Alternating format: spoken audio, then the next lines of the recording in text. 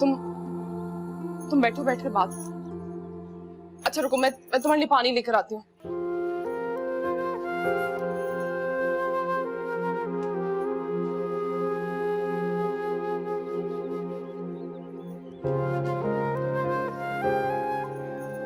पानी पी। देखे ना पानी। तुम्हें थोड़ा हौसला करना पड़ेगा ना, अपना दिल थोड़ा मजबूत करना पड़ेगा, वरना कैसे करोगी सब कुछ तुम। अब क्या करना बाकी रह गया? सुना नहीं तुमने? इसकी निस्बत तय हो गई है, किसी और का होने जा रहा है। तुम किसकी बात का एतबार कर रही हो?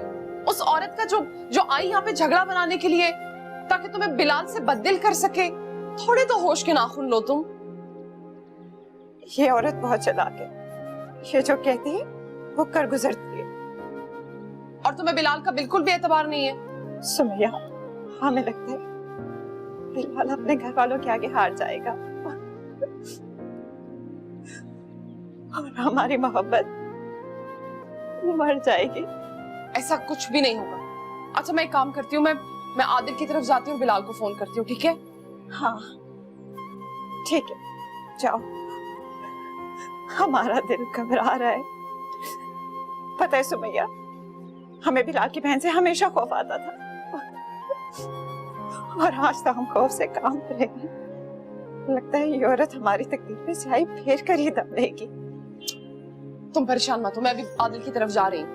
हाँ जल्दी जाओ, और हाँ आकर हमें बताना क्या बात हुई। तुम अच्छी उम्मीद रखो।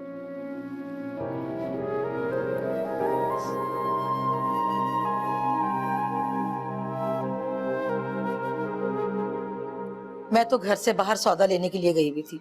अगर घर पे होती ना तो ऐसी तबीयत साफ करती कि दोबारा इधर आने की हिम्मत ना करती। बस रहने दे हजूरी, वो हमें आईना दिखाकर गई हैं, बताकर गई हैं कि हम किसी भूल में ना रहें। हमारी यही औकात है, बस नाम के नवाब, असल में तो हम रास्ते की धूल है। अरे मेरी अच्छी बीबी, आप ना रोए। आप नवाबजादी हैं और हमेशा नवाबजादी रहेंगी। हमारे बच्चे पर भी कैसे कैसे नाम धर दिए, उसके किरदार पर भी उंगली उठाई है उसने। अरे खुदा की मार उस पर, किस बात पे इतना अतराती है? शुक्र है अब्बा मियां घर पर नहीं थे, वो तो उनसे भी गुस्ताखी के इरादे से आई थी। अरे दफा करे, बदतमीज मुंह फट औरत है वो तो। ऐसे लोगों के बारे में सोच के अपनी तबीयत क्यों खराब करती है? आप देखना, अल्लाह ने चाहा ना तो हमारी अदन बीबी के नसीब बहुत अच्छे होंगे, और इस तरह के लोग ना देखते ही रह जाएंगे। अच्छा ना चुप भी कर जाए बीबी, क्यों रो रही हैं खामखा? चुप हो जाए, हम आपके लिए पानी लेके आते हैं।